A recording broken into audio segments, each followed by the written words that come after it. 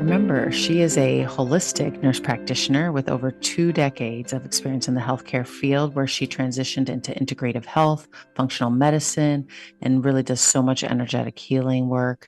And really, her specialty in nutrition and psychedelics is really changing and transforming mental health.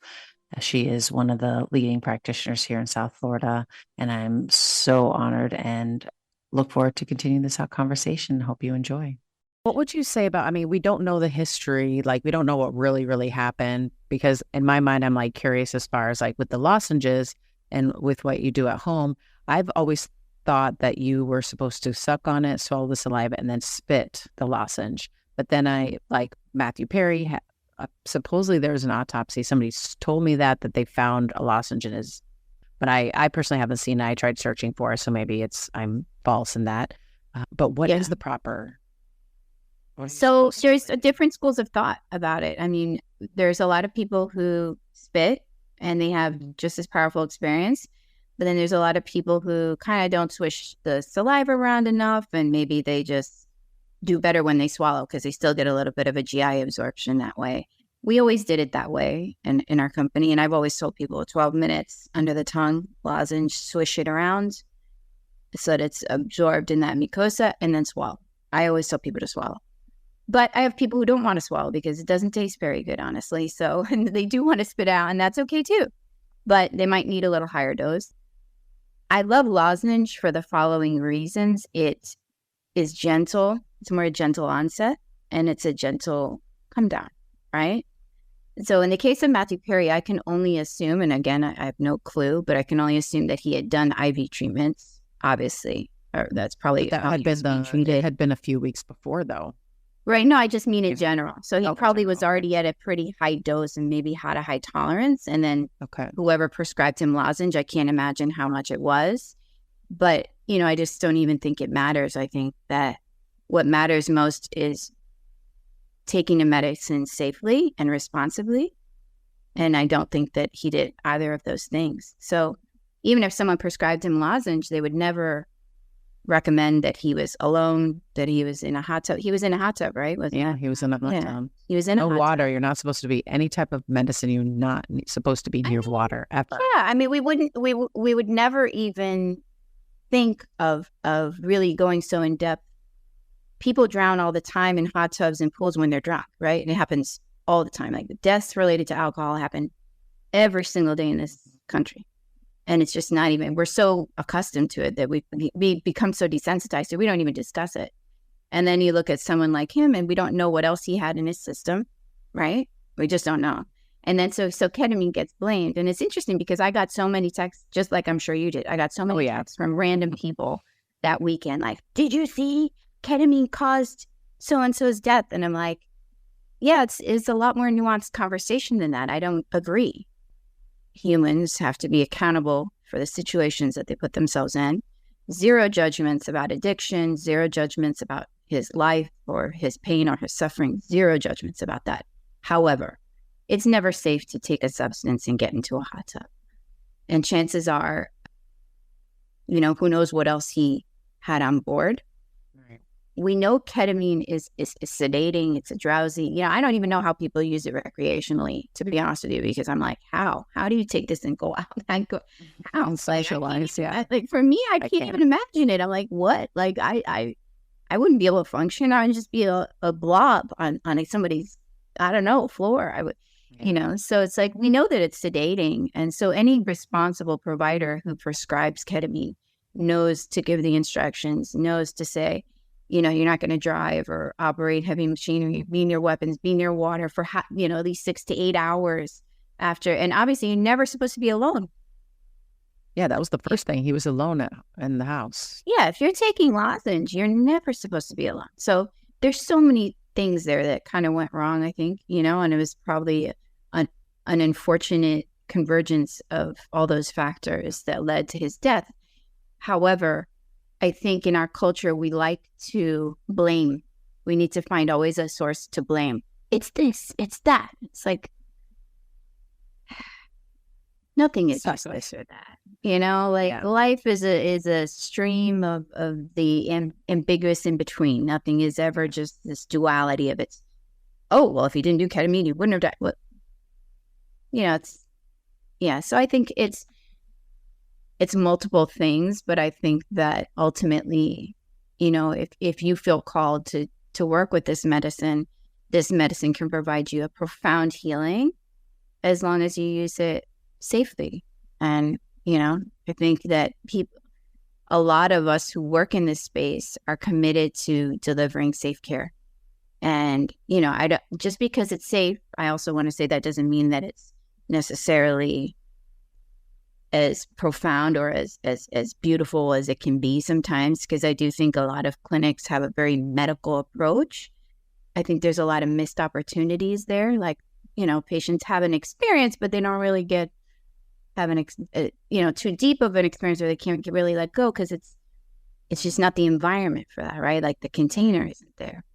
I had a patient that came to me for a booster that's traveling from out of state, that's down here for work, and her dosing, I mean, I know for oral it's not by weight, but we always do it by weight, and she's been through her induction series and on maintenance, and her dose when she came to us was 0.6 milligrams per kilogram. That's very low, very, very low. Right. Especially for a woman, which will go a lot higher, and those dosing is necessary. Right. So depending on the clinics, some are comfortable with going higher, and it's important to get into that depth so you really can connect and get into the subconscious. And I mean, you're going to have the neuroplasticity, but again, like we were talking, the neuroplasticity lasts 24 to 48 hours from the time of your infusion. So it's not just the infusion, it's what do you do at home? Right. The integration. What are you journaling? Are you meditating? Are you grounding? Absolutely. Are you having integration session with a coach? All that stuff is what's going to make it last. Otherwise, that neuroplasticity, it's budding and then it'll disappear right away within 40 Right. And so that is so important, right? And I'm glad that you brought that up, because what's the work if we don't integrate it? Exactly. Right. Like really. It's a good time, maybe. Right. And good times are important too, but really we're here to do the work, in this life. And, a lot of times patients also, it's the experiential aspect of healing, right? Like you go to this place, you visit, you see your mom who passed away, she embraces you. Like if you don't feel safe enough in your environment when you take ketamine, like you're probably not your protectors, like IFS or whomever, your subconscious, if you're not that deep, you're not going to feel safe to kind of go to these places and explore, the depths of your subconscious. It's not going to be that experience, And conversely, awareness, but then gone. Right. And conversely, I've had some of the most powerful experiences of my life on a microdose of ketamine, but the container was so powerful, I was so energetically held and spiritually held and loved that I didn't need a high dose of ketamine. And I try to always convey that to my patients, right? Like, please focus more on your prep, your integration, like what is your intention? What are you calling in for this experience? What do you want to let go? What are you looking to, all those things. So it's like the more prep, and prep includes what kind of environment is it going to be like. And I think a lot of people, because they don't know with the at-home lozenge, that's kind of the thing, is like, yeah, they kind of listen to you, but they might be like, yeah. And then after you check them and then, well, it was like, I had one person tell me one time, like, I had a bad journey. And I'm like, well, describe bad to me. Well, I was uncomfortable. I'm like, well, what was going on that day? Oh, I had a fight with my girlfriend. I'm like, okay, well, I told you, like, not wise to do it on a day when you're like feeling really, stressed, angry. He's like, yeah. And then also I was listening to like death metal. I'm like, okay, yeah. Also, that's a big no. No. With all the evil words and the evil energy and high intensity. Hey, if you like death metal, good for you. But no, not right now. Right? Like, just not while we're doing the ketamine. Okay, let's no. And I'm like, I promise you that if you try this, it doesn't have to be my playlist, but if you try this with some like calming music is going to really literally and figuratively set the tone for your experience, and you'll have probably and then that person ended up having a much more positive experience and loving ketamine, but it was just like it's The study.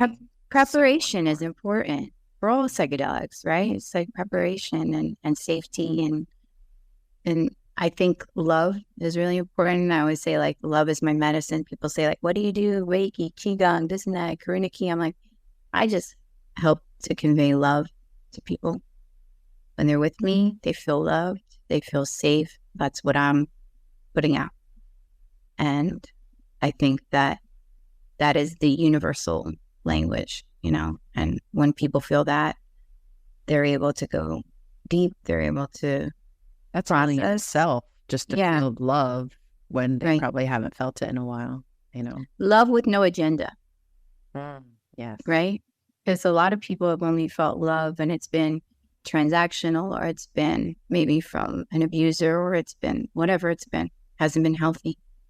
So I try to just be a loving presence. It's part of my spiritual belief system, and that's what I try to convey to everybody. And I think that in doing so,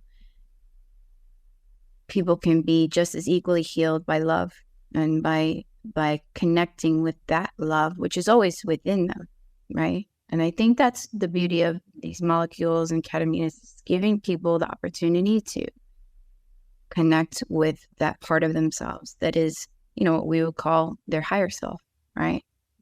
No judgments. It's like this vibration of pure, unconditional love and wisdom and awareness, just pure awareness, right? I mean, I've had ketamine journeys where I'm just like, I am love and light. I am love and light. It's just like a mantra that's coming in my head. I'm like, wow, okay, yeah, I am love and light. That's nice. That's a wonderful one, And it's like, it's just a reminder, like, yeah, that is what we all are. Sometimes we get disconnected from it, but these medicines bring us back to this like sacred reminder of who we all really are and what we're here to do. And in my opinion, that's like to love and to grow and to evolve. And, we're all connected in this quantum field. So there is no one person suffering that doesn't impact my suffering, and vice versa. Like, this is a unified, connected field. And so the more healing we can get in this field, the better it is for all of us, the better it is for the planet, the better it is for our children, our grandchildren, 7 generations forward, 7 generations back. Yeah, even just for our children, your children, I mean, I don't have children, but my nieces and nephew, it's, we're all just passing down that torch, for the Right. next generations. And I feel like the next generations will have, without all the restrictions that we have now, they're going to have a better, although no, there's a lot of other stuff that they're dealing with. Too much information. Yeah, there's that. But, at least we can say that our generation has been a part of this, psychedelic renaissance, right? Where these drugs have come back, these molecules, these medicines have come back out, and we've changed the way we treat mental health. We've changed the way we approach trauma. And so we've healed a lot of intergenerational trauma in doing that, right? Like, I know probably for just the two of us, and we've talked about our family dynamics and dysfunction and all that. It's like the work that we're doing when we use these medicines is so much bigger and so much more profound than just like, oh, I did this journey. It's like, no, there's something so much bigger than that happening, right? On so many levels, right? And it's beyond what we can even perceive in our limited human little brains, right? I think the future of psychedelics, the future of mental health will definitely involve psychedelics. I mean, I foresee like microdosing once it becomes legalized, substituting. I mean, first of all, I think for any mental health, if somebody comes in complaining of depression or anxiety, starting off with magnesium more than anything, or just vitamin D at different nutrients. Yeah. Omegas, oh my gosh, so big. I mean, people don't realize, or even thyroid. Cut the gluten. Yeah. It's honestly like there's plenty of data on it. Like, cut the gluten and tell me how you feel about your anxiety. It's such a simple tweak. And people love their bread, and I get it. Bread's delicious, but it helps people who are severely anxious. You notice They cut it and they're like, oh my God, I can't believe it. Thank you so much. I'm like, Yeah. I mean, gluten, yeah, just even if you aren't gluten intolerant, oh causes yeah, inflammation. Everybody is intolerant to gluten. It causes gut. absolutely, because it's loaded with glyphosate, and then glyphosate just destroys the gut microbiome. And so there's tons of people who have non-celiac gluten sensitivity. It's really common. It's really prevalent. And there's a relationship between people who have gluten sensitivity and neuropsychiatric conditions. So it's like the gut-brain axis is, that's another whole podcast. But it's like, think about it. Like it's a bidirectional communication. It's a constant communication, right? So if you're inflamed and you're eating literally poison stuff, all this toxin and pesticide and poison and it's pro-inflammatory, and those are the signals that you're sending, right? It's the whole afferent, efferent signals going back and forth. And if you have leaky gut, then you have leaky brain, and the intestinal wall permeability is so common in women who have autoimmunity, right? And all autoimmunity is really like at the root of it is intestinal wall permeability or leaky gut, right? Because the epithelial junctions are not there. So, even just for all my patients, I'm just like, are you on a probiotic? And if you're not, let's start with these. Saccharomyces is great to keep help with candida overgrowth, and bifidobacterium strains help with B vitamins, and there's just so many. All of that stuff. Oh, I'm deep in it. Wow. Yeah. And then for those that aren't familiar with leaky gut, I'm sure you've heard the term. It's really just having so much inflammation that the tissue there can't prevent the big food molecules from passing through and going into your bloodstream, because it's so inflamed and everything just starts leaking. That causes your body's inflammatory response. Hey, there's this foreign body because it's not used to getting these big molecules in the bloodstream. Right. All of a sudden, all the inflammation around the body is like, we must attack. So now we have this huge inflammation just going around in our body, all because of either our diet. Or because of our antibiotics. American diet. Exactly. Yeah. If you eat the standard American diet, the chances of you having leaky gut is pretty high, so it's definitely a work and a battle for everyone to work at or look into. For sure, which is why my approach with ketamine is integrative, right? So it's not just like if you tell me in the visit, like, I have GERD, I have reflux. For the people who don't know what GERD is, I have reflux. I am on a PPI. I've been on a PPI for 20 years, and I'm also depressed. I'm usually not surprised when those two things go together. I used to have diverticulitis. I took antibiotics last year for however long. All the things. It's like, wow, okay. We really need to fix your gut, right? And we're going to help with the depression too. And obviously, as you know, ketamine does exert some anti-inflammatory effects on the brain. And that's a lot of what helps people too, right? Everyone's got brain fog these days. Why? Because, so it's looking at all the things. And I try to always tell people, like, at the very minimum, if you're not going to cut out, you don't have to cut out everything, but just start to make little simple changes, right? Like, if you still want to starch, have a sweet potato instead of bread, or get your bread on, you can get a lettuce wrap instead of wheat bread or whatever. I'm not here to be dogmatic about food, because I'm not dogmatic about anything. I think people should eat intuitively and listen to their bodies. And that's what I try to teach my patients. Like, tune in. Like, how do you feel? Like, when you eat fast food, how do you feel 30 minutes later? Do you feel good? And usually they're like, no. And I'm like, okay. So just try to tune in, see how you feel, and see what works for you. And it's the same thing whether, everybody has different food triggers, but we know the most pro-inflammatory foods are gluten, dairy, corn, soy, and specifically the way that they're grown in this country and the way that they're processed in this country. Because in other countries, there's no GMOs, there's no glyphosate. Yeah. But in this country, people do have to be more mindful, of toxins in general. So, yeah, I mean, I just remember my dad, when he would visit from Chile, he'd be like, man, I love it here because at home, when I get the bread, it lasts just a couple days. Here, I can have my whole loaf of bread for like 3 weeks. I'm like, that's not good. Yeah, that's because That's really not good. there's all kind of like chemicals and poison, stuff in there, preservatives that are not good for us. Yeah. And even, the seed oils, canola oil, all these people that are, and just try to teach people about healthy fats and how important healthy fats are for your brain. I'm like, at the minimum, every single patient I see, I'm like, omegas. Like if you walk away with just a few things, let it be omegas, elimination of processed foods in general, like anything that comes in packaging, usually for the most part, isn't good for us. Exactly. If you have to rip it open. If you're going to rip it open and it has a shelf life of, how many months, chances are it's probably isn't the most nutrient dense food.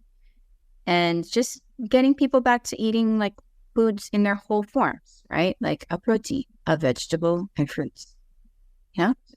Doesn't have to be dogmatic. I'm not saying you must do this diet or you must do this specific diet, although there is now overwhelming amount of data emerging and about keto and how beneficial it is for mental health and even schizophrenia, It actually was first developed, diet is to treat schizophrenia. Yeah. And it's phenomenal for epilepsy. It's phenomenal for MS, for, I'm sure you've heard of Terry Walls and the Wall protocol. She had MS and she completely reversed all her symptoms by going paleo. It's pretty similar. She just avoided all the grains. She's an MD. And I was just at the A4M conference and she presented one of her most recent studies, which was about just the elimination of I think processed and refined carbohydrates and fatigue, the relationship between chronic fatigue and carbs. And, it's like, yeah, we know this stuff, so it's just like simple tweaks. But the metabolic approach is gaining so much more popularity. Everybody's doing intermittent fasting. Everybody's like, there's a lot of people on keto. And, I really love vegetables. I love fruits. I love teas and polyphenols. I love berries for their antioxidant power. I try to get people to understand that they need to eat the whole rainbow, the whole spectrum of colors when they're eating food, right? Because all of that is like information for ourselves, right? And just getting people to just be more aware of like just organic, like try when you can. It's not something that everyone can afford, but obviously it's helpful. If you can follow like the Clean 13 and the Dirty Dozen, like just which things are organic.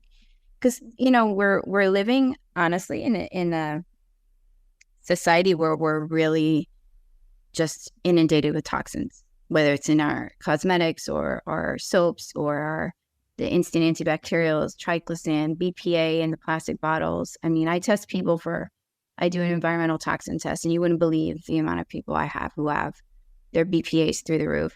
They're, and all these things they're endocrine disruptors. They can cause hormonal changes. Some of them lead to cancer. I'm going to have you test my toxin exposure. Curious. You know what? You could spend the money to do that, or you could just drink filtered water, from a really great filtered water source, whichever one you choose. Avoid plastic bottles, right? And eat pretty clean as possible. All the things that have been created as instant antibacterial, like germs, they have a lot of stuff in them that's really not great. And so, yeah, of course you should wash your hands, but, just be mindful of like all the chemicals in the perfumes and, the parabens and SLS and all these things.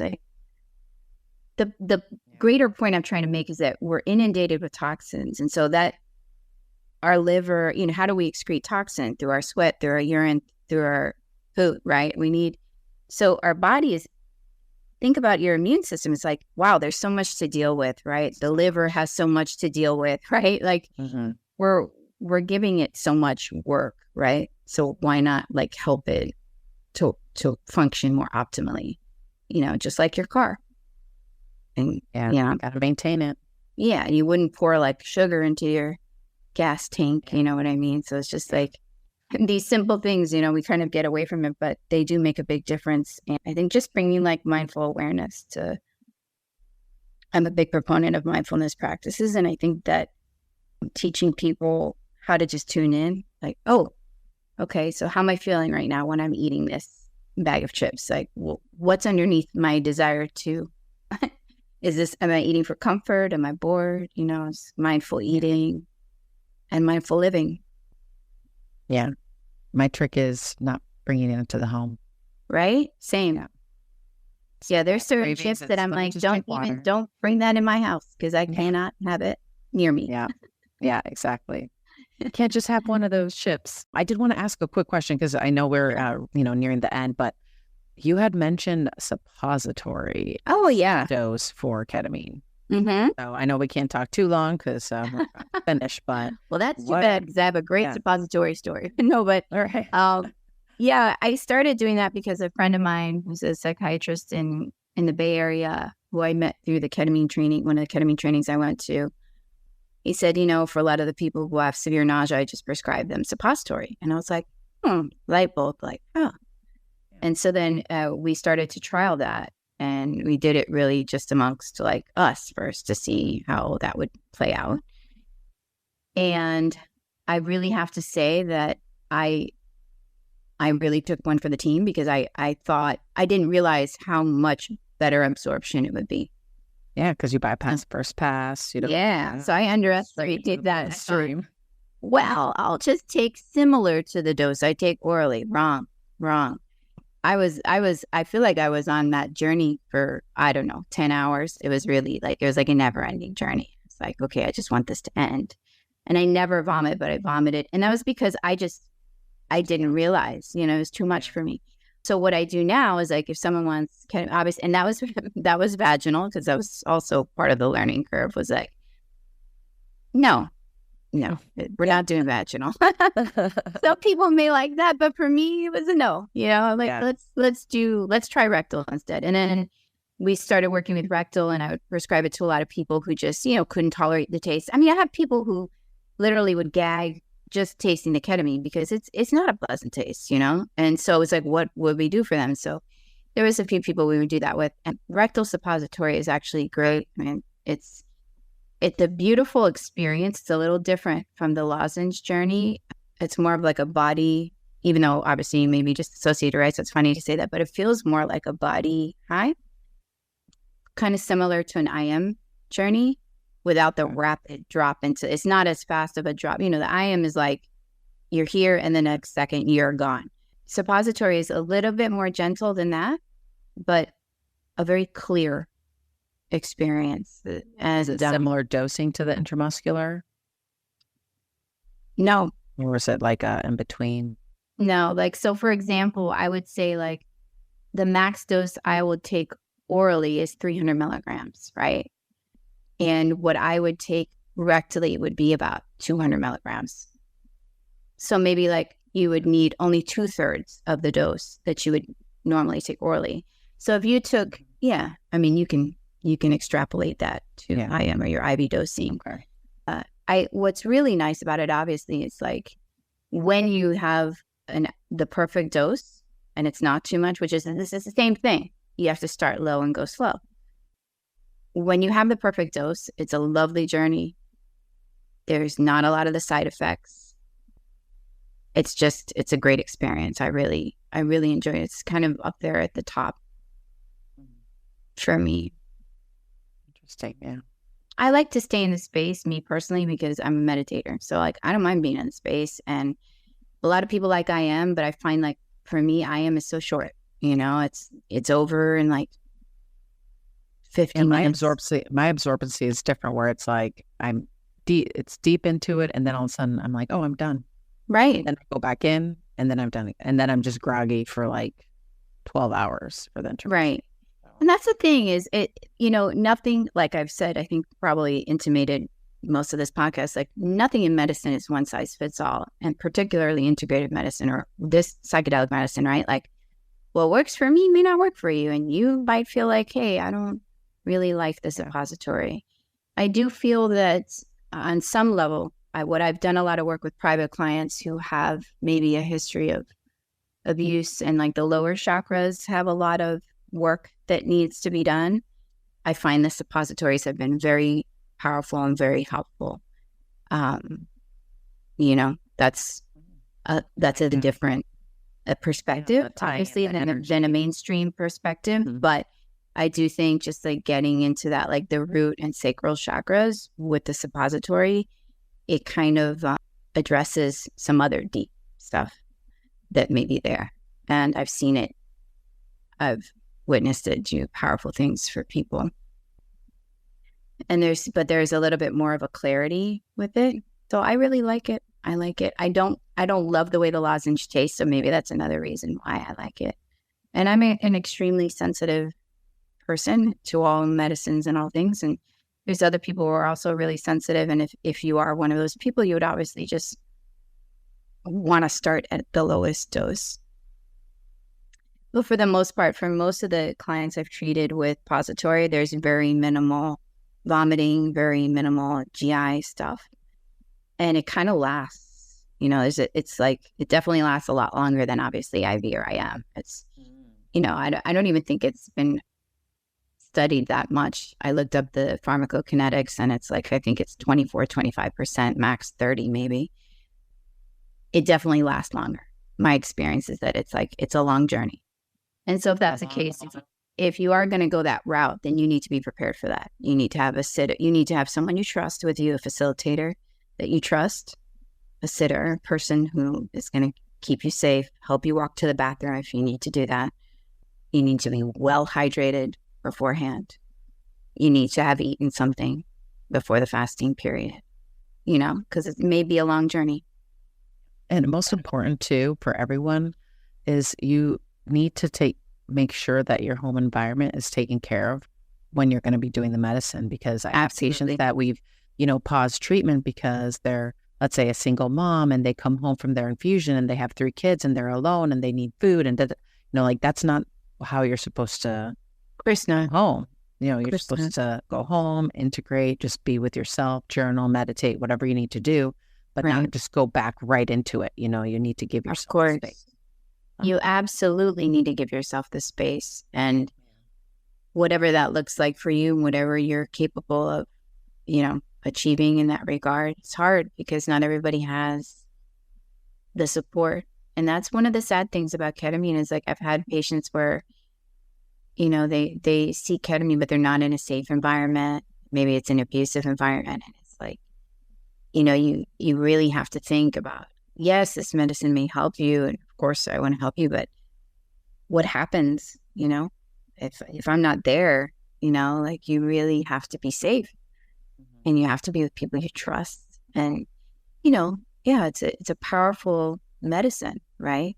You don't need bright lights and flashing anime and whatever, you know. Yeah. You need it to be, you need a gentle landing, right? You need a gentle landing, right? Like, and I found even in some trainings I've been in that some of the people, the facilitators or the psychiatrists are just like loud music at the end, or everyone's talking and it's like a microphone, and it's like, for me, it was just like, oh my God, this is too much. Like, I want to retreat into low lights. Yeah, low lights. Yeah. Music, no mics. Definitely not. Everyone can hear you without a mic, especially after ketamine, you know? Yeah, it's just too jarring. It's too jarring to your nervous system. And you're just starting to take in input, like even light, you know?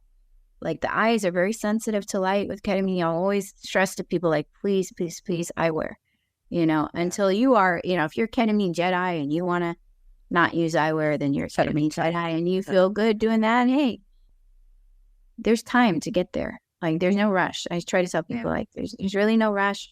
Slow down, savor the experience, you know, and you start to see also in this work, like how hard it is for people to just be still. You know, that's part of the work. Talking to me specifically? No. I'm just kidding. No, because I was during my session when you're coaching me, you're like, you just need to relax. But you need to stop. No, you didn't come into my mind at all. No, you're just such a lovely person, and you take care of so many people, right? So I was just honored to have a moment to help take care of you too, and just try to reciprocate that for you. But no, I wasn't thinking of that at all. But I have had a lot of patients that, they're really anxious. So just like the sitting there waiting for the lozenge to kick in, right? Oh yeah. It's like, no, this is also part of your work, right? It's like, yes, to sit getting comfortable with the uncomfortable, right?